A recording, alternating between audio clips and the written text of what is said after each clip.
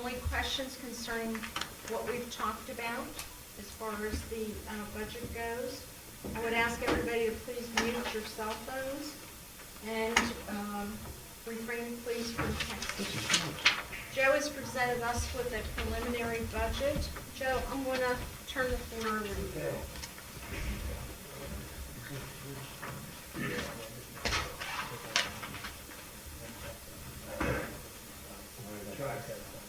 Excuse me, Mr. and Mrs. Saunders, we're taking temperatures.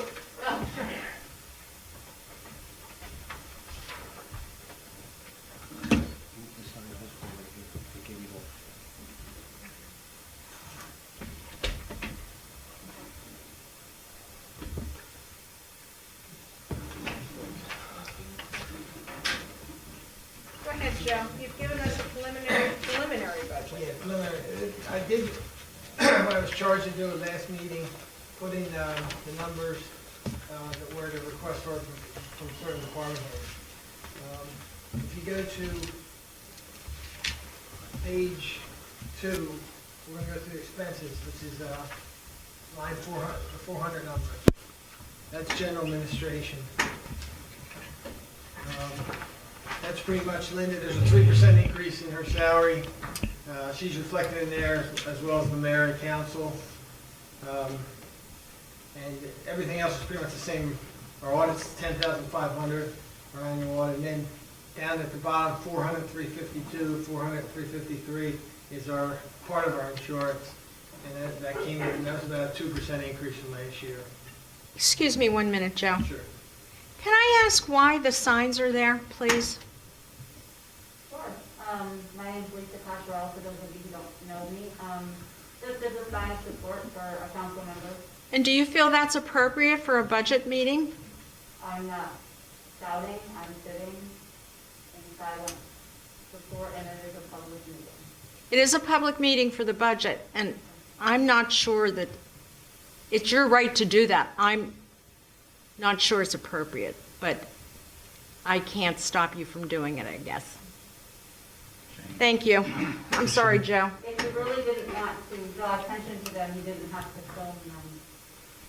Thank you. Going on to section 40, still page 2 at the bottom, 403 is Ed Fisher, tax collector. I bumped in the additional money in materials and supplies to cover the tax bills this year that are going to be done differently. Software company is going to actually have to, the county used to do all the calculations, now it's going to be our software company. Is everybody on council aware of that situation with the county? No. Who said no? The county made a decision last year to affect this coming year. They will not be printing out the county bills for our tax collector with the individual line items, such as trash, property tax, etc. So that we need to, the computer person that works and prints the tax lists and the folios, etc., they have to start a new program to be able to do this because the county's not going to do it any longer. Okay. So that's why we've asked the treasurer to up the cost for the tax collector's supplies. So we have a contract with a vendor? Yes, we do. Okay. They've done our bills for, as far as I've been, as long as I've been here. You mean they've done the county tax bills? Yeah, well, the county prepared, but the software, we have a software package, and we're using the same guy that actually does the software. Now, he's got to calculate the bills on top of doing just the software package. Okay, so it's the same vendor with additional work? Yeah, a lot of additional work. I don't know how it's even going to work now. Okay. I don't know how to do the tax side. Going on to page 3, 404 is your solicitor. That's pretty standard. There's $3,000 in special legal services. That's anything over and above. You have to get an attorney for zoning or anything like that. You normally stay under that. 409 is general government and building. The only thing I added in here was capital expenditures at $20,000. That can come down depending on what you want to do. That's on anything you want to do in the building. We put that in there, but that can come down. The biggest part of our budget is 410, the police. Per the contract, The part-time police are I have 10 part-time police budgeted here, and I think roughly 30 hours of pay, and they get a 1.5% increase in 2021. The police officer, 410-130 is Pat, a full-time guy. That his base jumps to 90-some% this year per his contract. The police chiefs went up a little bit, like $800-900 per his contract. Police overtime, that's an estimate. We rarely come. Right now, I think we're at 15 for this year, 22. Shift differential is a contract item for the full-time officer. Crossing guards, I don't know, with the school being in hybrid stuff, that might be a little high, but it's also reflected on the income side. We get 50% of the cost, salary, FICA, and any supplies we provide for the crossing guards, the school district pays it. So if that goes down, the income level goes down too. So that's just an estimate. It'll probably be lower if they're not working as many hours. Health insurance, I'm hoping it comes lower, but I have a 7% increase on there. That health insurance for the police covers retired officers, Marchese, Paul, and Berman. So that's what we're paying for there. Because Pat opted out. He gets a portion of the health RX deductible. The MMO, thankfully, is down. It was $58,000 this year. 410-165 is $55,314 is our contribution mandated by the state. We thought that was going to be higher because Mark left so early on full disability. So we got lucky. Not that bad. All the other stuff, our workers' comp insurance and estimate, but I think that's going to be down. Last year we budgeted close to 80. And then we have our police professional liability, our regular general liability, and our auto liability, which is a 3% increase. I have $25,000 in capital. I put more money into capital. That can always come out. But I took $25,000 into capital purchases for police. That could be computers, any stuff they can do to the cars, any equipment they purchase, any software. He requested money for a software package. And then police vehicles. I don't know if you're getting a car next year. If you do, we paid for the car outright this year. But I have the loan set up. If we needed to finance the car this year, Sharon Bank will kick the loan in and give us the money.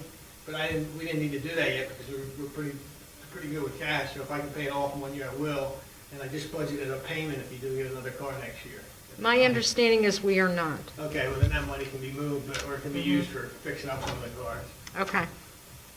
Going into fire protection, and this is where the biggest change was. That's on page 411. Our contribution to the firehouse last year was $10,000, or this year it's $10,000. You want to contribute $130,000 next year. So that's your biggest ticket item to keep them operating. I think you're going to pay that quarterly. That's the biggest change from the prior year budget. 413. Are we talking about things line by line, or are we going to go back and have a conversation? We're going afterwards? line by line right now. Okay. Yeah, I'm just giving an overview too. If Okay. you have any questions, you cut in on me. Well, I want to talk about the firehouse contribution. Okay. Is now the time to do that, or do you want to wait till after Mr. Vicente goes through it? Let's do it as we're going line by line. Okay. So do we know what percentage of the firehouse budget the Borough Council contribution will be? Do we know if it's 80% of their budget, 20% of their budget? We're approximately 55%, 55%. but that's only as of now. They have projected revenue that will bring, by the end of next year, this contribution could be less. Okay. But we need to get through the COVID, obviously, for them to do hall rentals. And they've projected other cost-effective measures in which they will bring down costs for utilities. If you want, I could actually, I guess, have the file with me. So I was on the impression that after the last closed session, executive session, that there was going to be another executive session. Is that still coming? It is not. Okay. So,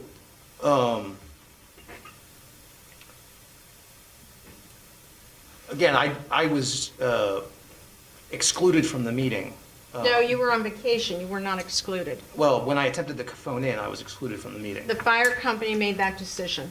Well, I'm a member of Because- council, I'm not a member of council, I'm not a member of the fire company. The fire company personnel made the decision not to have it with people on the phone because the confidentiality of their financial records at that point. Right. And I sent everybody emails concerning what they were going to discount, and nobody responded, so I assumed that nobody had any questions. As I said to you the last time this was brought up, and I think it was at the last budget meeting, they've already sold a piece of equipment for $20,000. If Okay, you well- remember, I brought this all up last Yes. meeting. They're selling another piece of equipment, and as soon as COVID is done, they're going to reopen the hall. They've cut their IT person down, and that's saving them $300 a month. They've reduced their contractual issues through utilities, reconstructing their cable bill, and they're looking into a license for a private club license to reopen the social room. And this right now, with all these things in play, we'll be able to pay approximately, their shortage will be approximately 120 to 125,000 a year with all these cuts. But again, we have to get over the COVID for them to be open for hall rentals and also to obtain a license for their social club. And I remember saying that at the last budget meeting. Okay, so,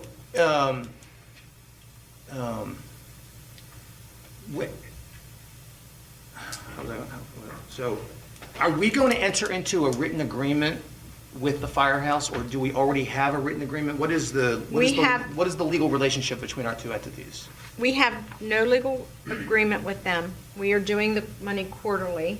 They will be coming to council on a regular basis, giving us an update on what their finances are, and basically, which they used to do many years ago. Their representative would come to council to give us an update.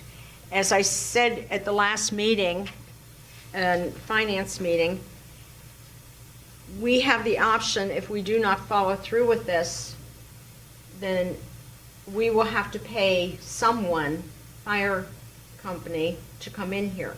Council is legally obligated to pay for police and fire services for their residents.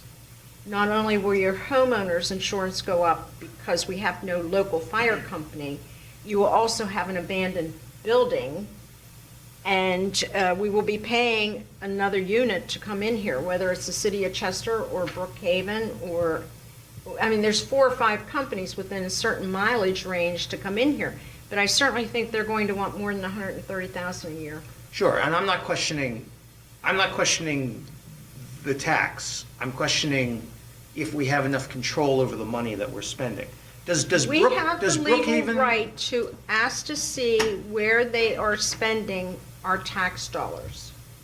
Okay, so. We do not have the right to say, what are you doing with your Firemen's Association money, because that's not tax dollars. Okay, So we have the legal right to say at the end of the quarter, and as the treasurer just indicated, it's going to be paid quarterly. So at the end of the first quarter, we could say, could you tell us what you did with X amount of money? okay, that's, And they are going to come monthly again. I'm repeating myself, but they will come and give us a report. okay. No, So, sorry. so is it typical, like, does the Brookhaven Fire Company and the Brookhaven municipality have Brookhaven Borough have a contract?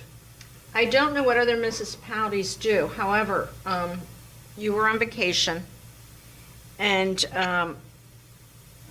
Councilman Long came up with the idea of doing this as a line item number versus a fire tax.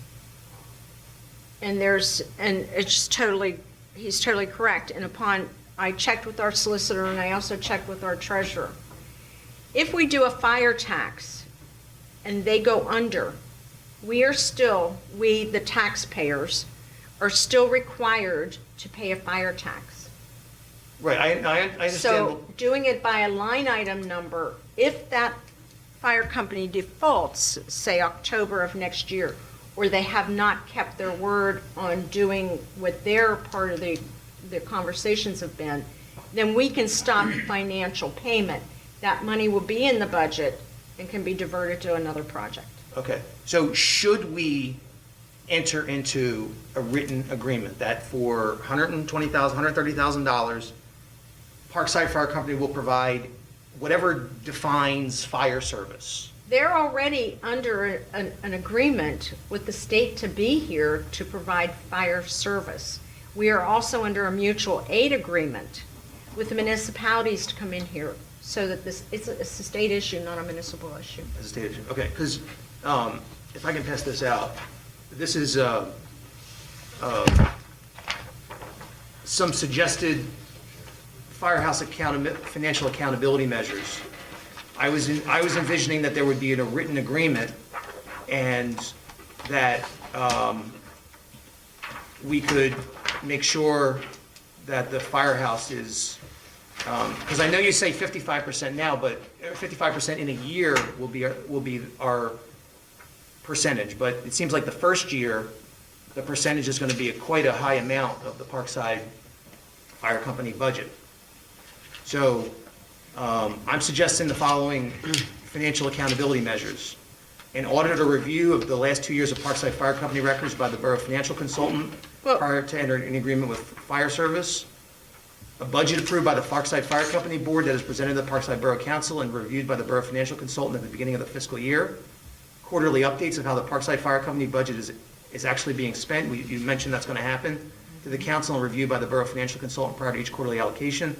And then quarterly approval of the budget allocation. So the money just doesn't get passed automatically. We have to approve the budget that the fire company proposed. I think we do that monthly anyhow with. We approve the bills every monthly. month. So that last one's already. Okay, that's a fair point. Well, let me say that their costs are $276,000 a year. They're going to bring that cost factor down to approximately $250,000 a year.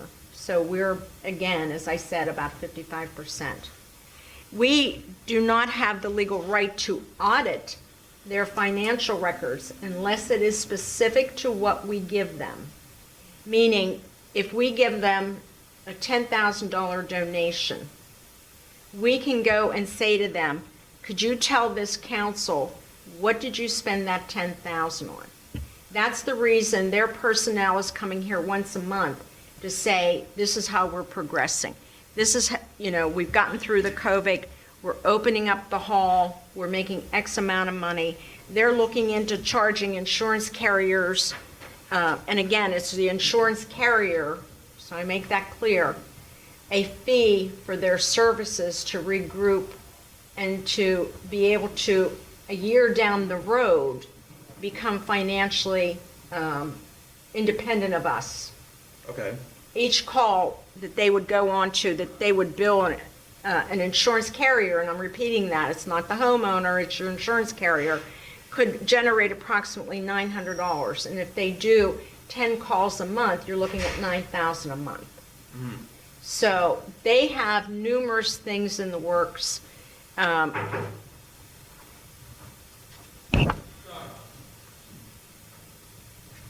So we don't have the ability because, again.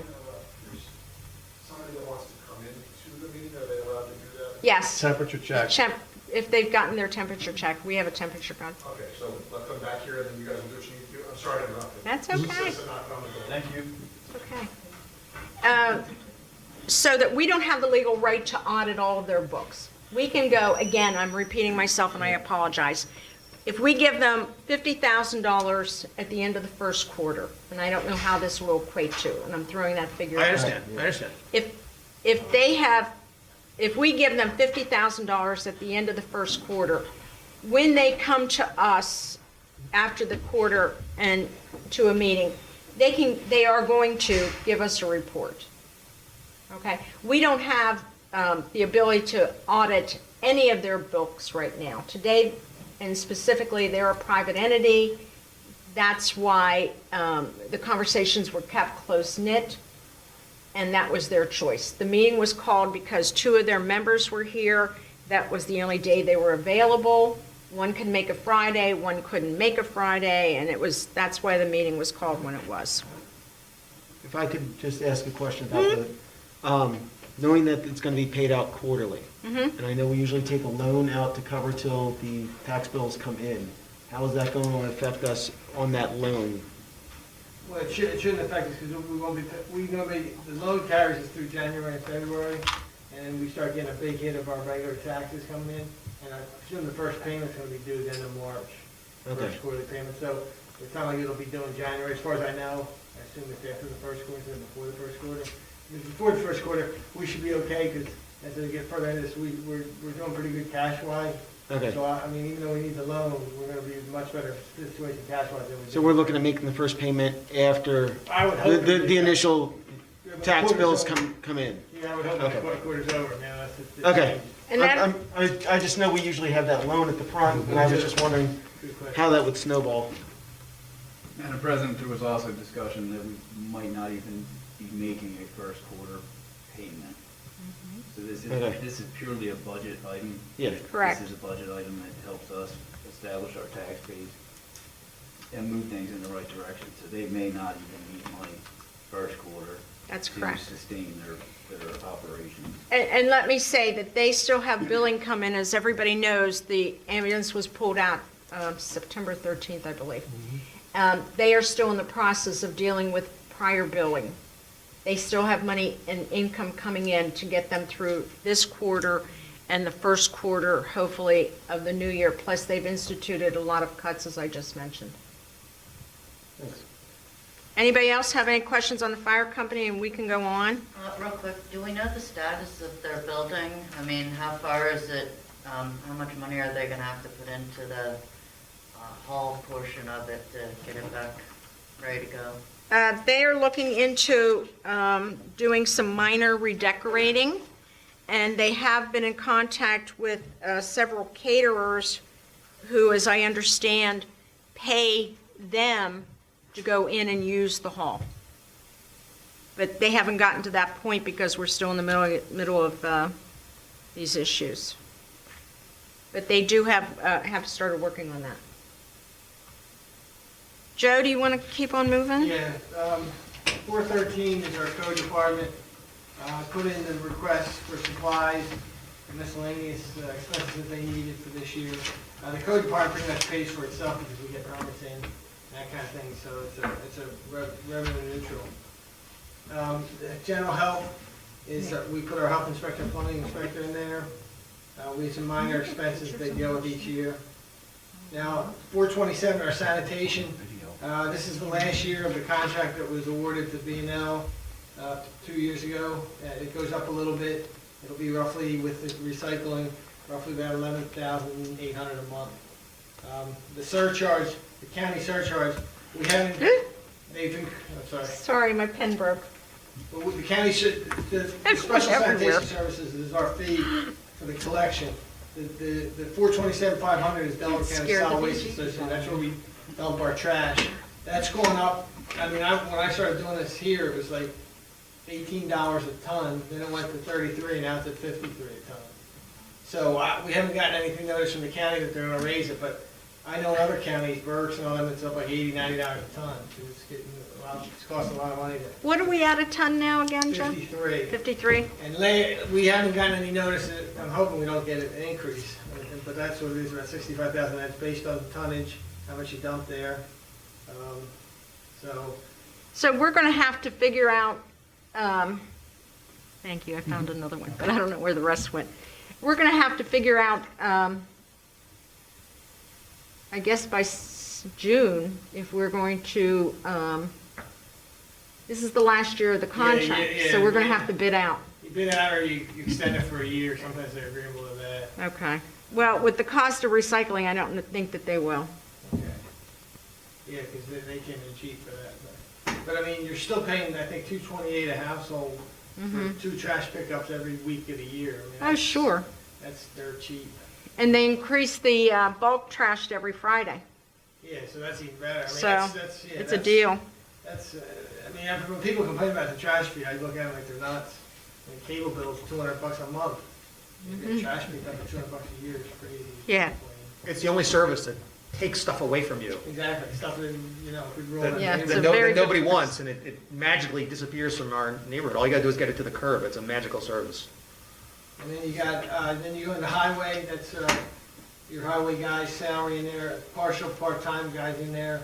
If you use somebody over the summer, a couple $1,000 I budget in there along with Ryan's salary, which is a 3% increase. The request for the bed for the truck is under capital outlay, $18,000. And then parks and playgrounds is contracted services, depending on how this pandemic goes with, you're gonna start having events, there's plenty of money in here for the events. Okay. And then the final page, just briefly, the debt principal and debt interest. The first one is our building loan. I remember when we first got that, when we built this building up, it was well over 400-some-thousand. It's down to the low twos. Wow.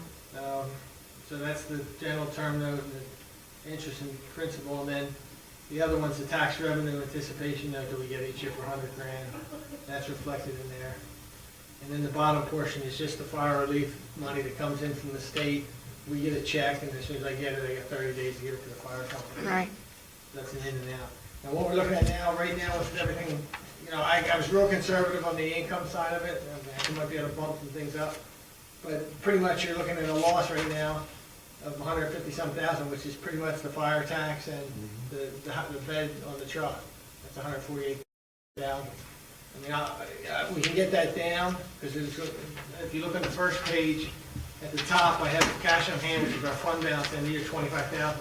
I'll probably have more than that at the end of the year, but I'd like to continue to leave that alone. That's rainy day money. And we we- finally built up a fund. It's taken us a couple of years, but we had nothing 5-6 years ago. And we don't know what the first 2 quarters of next year is going to Yeah, bring income tax, because I of the agree with you. unemployment. So, and we'll get a feel for that in the next month and a half where we are, because the third quarter numbers will come in, and that was where we were supposed to feel the lag of collections, because people have been not working in the summer, so. Joe, would you explain to council what we discussed, that the county still has not equated what a mill equals to with the new Yeah. assessment? Historically, what we did before is the county would send out the reassessment, which is the value of all the properties in the borough. And then I would take that number, pretty much say it's $10 million. I divide that by 1,000, and you get your gross mill, which would be, say, $100,000. And then what you do is you back out, people pay the taxes early, the 2% discount, and then you put a percentage in there for delinquents, say 5%. Get your net mill, and then your net mill, I time that by the mills we have, and that's where you come up with your real estate tax, current levy. But this year, with the reassessment going on, they found out that property value, the numbers going, the property values for residential skyrocketed, and the commercials have come down, which it should be the other way around. They went just the opposite. So there's a hearing tomorrow, Pendelco's solicitor, Michael Fubio's, in court tomorrow, and I don't know about the reassessment. I'm gonna try to get over that. So it's a common pleas. I don't think it's, I think it's in the building. I don't think it's virtual. And the City of Philadelphia suspended their reassessment for a year or so because of the pandemic.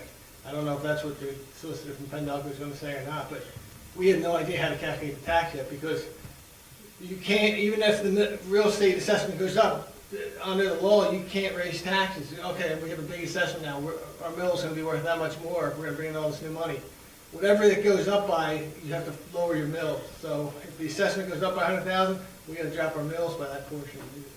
A reassessment can't cause a tax increase. Once you get the number, flatten it out, then you can raise taxes depending on what you need, but you can't, the reassessment can't cause that. And that's where the problem is, and we still don't know how we're gonna calculate the mill yet. So we won't have our first reading of the budget until then November instead of October? Probably, yeah. Okay.